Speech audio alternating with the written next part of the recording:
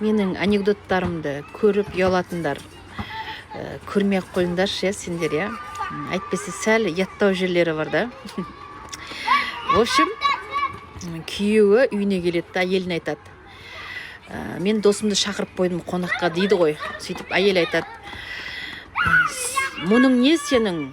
Мен не үйді жинап үлгерген жоқпын. Дүкенге барып үлгерген жоқпын.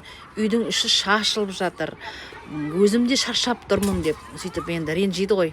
Сөйтсе күйеу айтады. Білем дейді да. Онда неге шақырасың дейді ғой әйелі. Сөйтсе жаңағы күйеу айтады дейді да. Күйеу айтады дейді да, сөйтіп.